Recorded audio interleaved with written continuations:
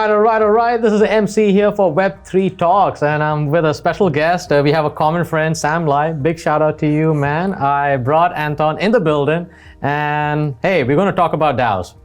All right. I know we could talk about market making, we could talk about real world assets, we could talk about layer ones, but I know that you're extremely passionate about DAOs. Yes. And I need to ask you, why should we care about DAOs? Why does it matter in the Web3 space? But before we go into it, please introduce yourself, who you are, where you're from, and what you do. Awesome. So thank you very much for inviting me. It's really a pleasure. And also shout out to Sam, we're missing you. And first to say, as you kind of mentioned, I've been in the crypto space for quite some time.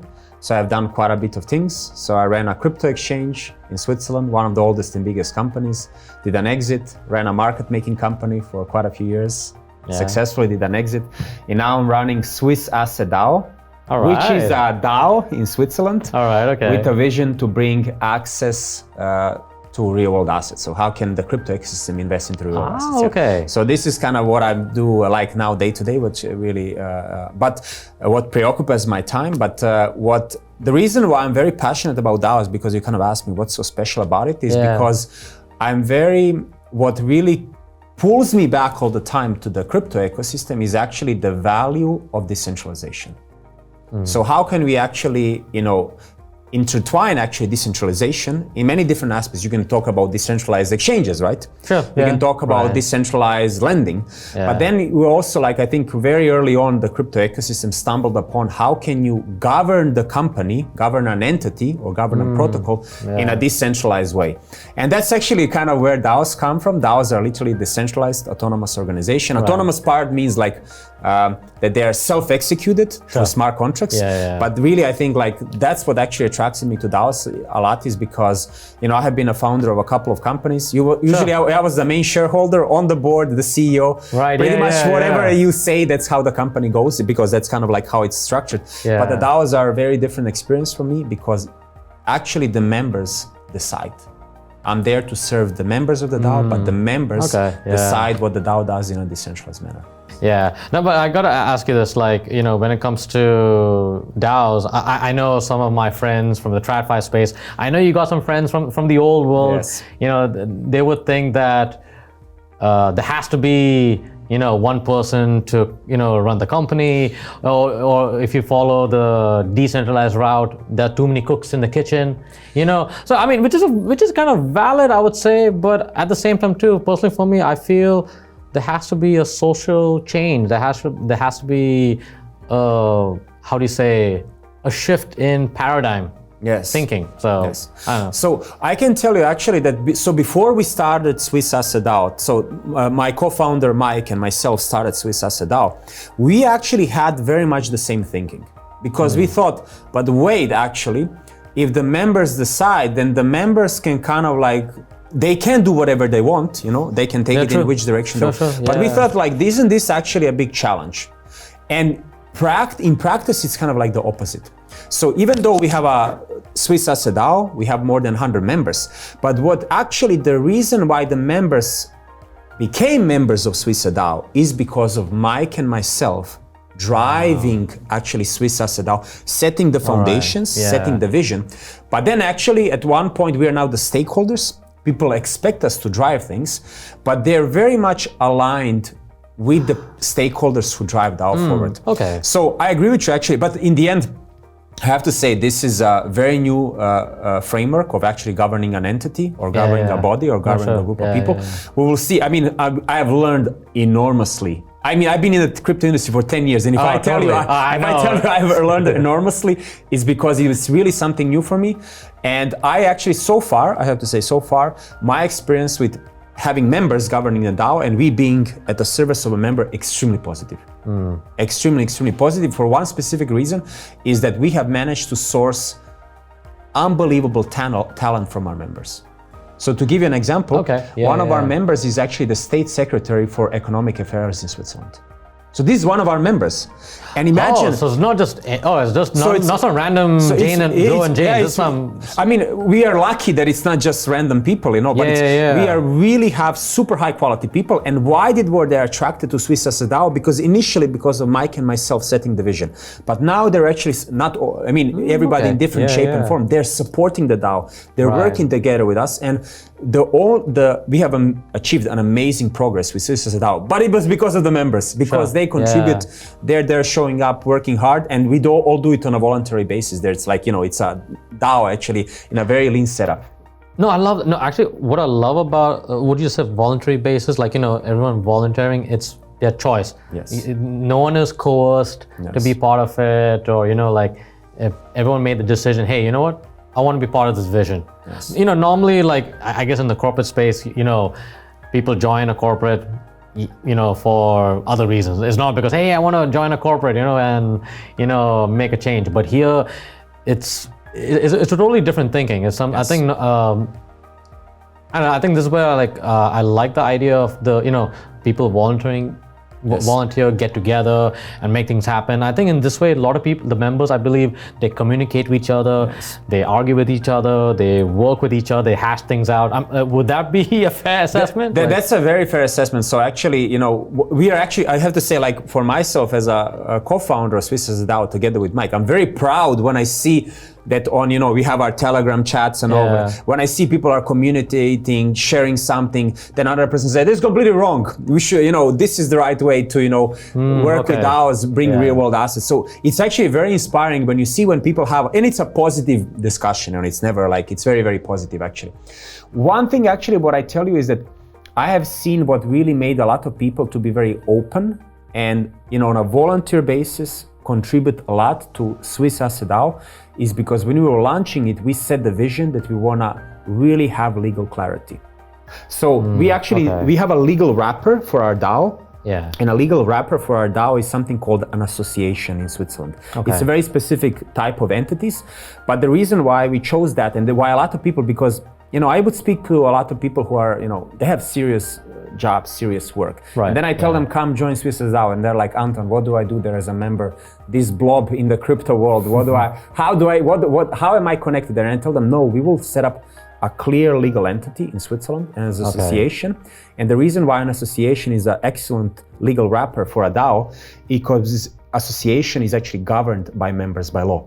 Okay. So it matches what you would expect from a DAO. Yeah. And just maybe people might think like, wow, this is so exotic. What people in Switzerland are doing, this is really nuts. But actually, it's a very common model. And the most famous association in the world is actually Rolex.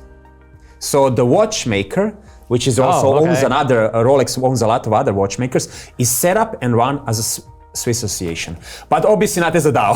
So No, but that's interesting because, you know, I was thinking it's like, you know, you have this one guy, but didn't know Rolex was an association. Rolex, exactly. Okay, no, interesting. But let's talk about some of the legal stuff. Because I know, like, because previously, you know, there's been these arguments, maybe in America. Yes. I know. Sorry, I watch way too much of Fox News and CNN. I know. Same crazy. What am I doing?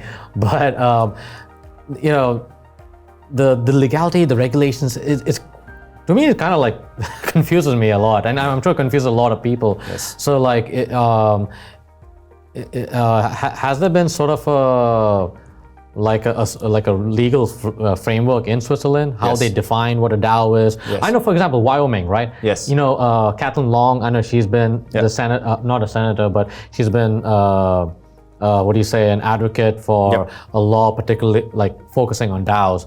So could you kind of give us a highlight just to educate our audience? Hey, like, what's this, you know, DAO thing in Switzerland? How the Wyoming also talks about DAO? So first, I mean, just to explain, like, why would you want to have a real world entity for a DAO? Is because when you create a DAO in the crypto world, actually, there's a lot of risks attached to it that you don't have a legal entity, because a legal entity can give you protection. limit liabilities for you. They can actually give you clear setup how you work with other service providers, enable you to manage a treasury, and so on. So there's many reasons why you would actually want to have a legal wrapper. And actually a lot of DAOs actually, they have this challenge because they start up in the crypto world. They get all these people together. They even many times gather a lot of capital. They have a big treasury. And then they realize, oh my God, we need to have a legal entity. So they try to work backwards, saying, how do I find the right setup for me? And that's actually very challenging. And why is because you actually pointed out something very super smart, is that globally there is no template, there is no standard. So you have jurisdictions around the world that are more or less, usually less by the way, but some are more friendly, but usually they're less friendly towards crypto. And you have actually then a couple of setups how you can provide a legal wrapper for a DAO. I'll just list them very quickly and explain. Please go so you can set up a foundation.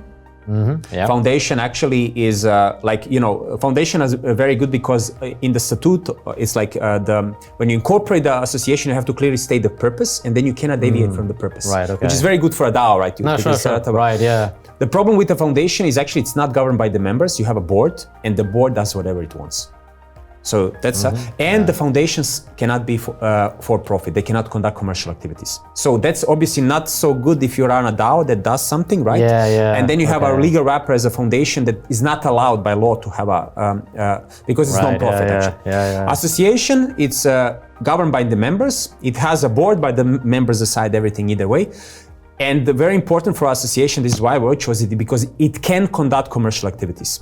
So you can actually, and the reason why I say it, why this commercial activity aspect is very important is because with foundations you are tax exempt, so you don't pay fair taxes, but that means you're not conducting commercial activities. But with an association you can or cannot, depending on how you choose, you can be non-profit or you can conduct commercial activities. And the last thing is actually you can actually just set up an entity like an LLC in US or in Switzerland it's called like an AG, which means like a shareholding company. But the problem there is that really the shareholding company is set up in a such way that the main shareholder is the person who decides everything. So it's again disconnected a little bit from the DAO mindset and the decentralized philosophy.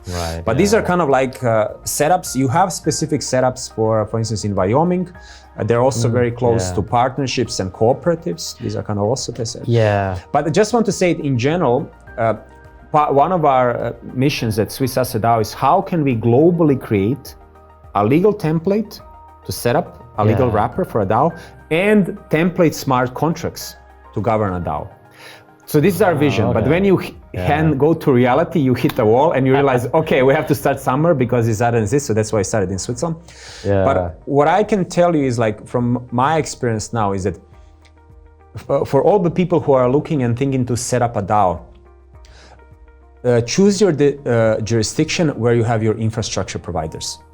Because you can set up a DAO, for instance, in Malta, but then you need to say, let's now go get a bank account with a crypto-friendly bank. There is no crypto-friendly bank. Or you say, let's set it up in US, but then you're an entity operating with crypto in US. I mean, this is, at the moment, it's very challenging. I know, tell me about it. Yes. So that's why we chose, also people ask me why Switzerland at the beginning. I said, because in Switzerland, we have more than 20 crypto-friendly banks. So when you want to choose a service provider for banking, it's with whom do I want to work with rather than who will work with me. So this is a big advice to people that I have now have hands-on. When you choose your jurisdiction for a legal wrapper, think very carefully that you have service providers around you who can help you. Man, this is really interesting. This is really good. I'm glad you brought that up because not many people think about the banking side of things, or I know even also jurisdictions too. They can be quite confusing. So. I guess let's talk about the idea of DAOs. I mean, you've been on LinkedIn, at events, and how are people receptive to the ideas of DAO, and especially what you're working with? Has it been positive, negative? People will be like, "Hey, man, you're such an amazing guy." Others saying, "Oh, man, you're bullshit." Yes. So, what was your experience with it? I'm sure it's. So there are two highly contrastive reactions. I'll say the positive one. The positive one is when people say, wow, you're running a DAO, what do you do? What's your purpose? How can I join? what have you achieved so far? Have you heard about other DAOs? So very positive, and it's usually when you talk to them, it's usually the people who are like one way or the other exposed to the DAO ecosystem, and today you actually have almost 20,000 DAOs in the world, which is like shocking actually. So it's a big rapidly growing space. People don't know it actually. Okay, they know that. So it's like a lot of people, and a lot of people then who approached me afterwards when we launched SwissAssetDAO, they say, I can help, I know how this works, I know how DAOs like operate, let me help you, let me bring in my knowledge and support you. So this, on the other side, it's like, I say I run a DAO, and you see the confused look in people's mind, like thinking, what? People give you the eye, they give you the like, evil eye. They're like, what the heck is a DAO? You know, like, what is this thing? And then they usually nod their head, and then they're like, but what do you do actually? What's like, and then when you explain to them the concept of decentralized entities, you know, and run by members, is just a conflict in their mind. You see, like, it's like a short circuit, and it's just people cannot connect with it. And I think mostly is because of just the knowledge is not at that state in the crypto ecosystem that people are highly aware of what a DAO is. And I was also reflecting a lot, like why is it the case? What's the reason? Yeah.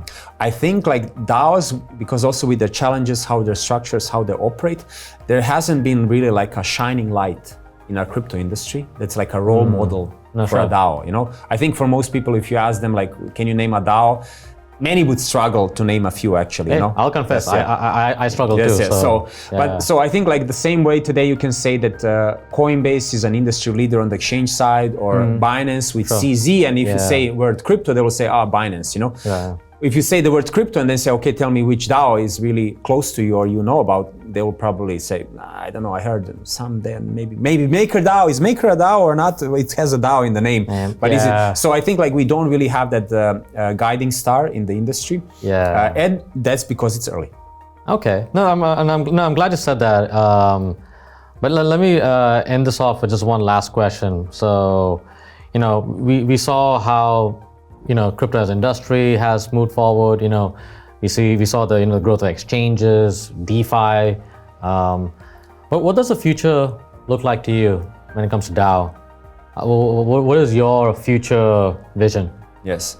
So first, just to mention, like a very strong statement is that DAOs are going to be one of the most rapidly growing parts of the crypto industry in the coming next bull run that it comes. Okay. It's going to be massive.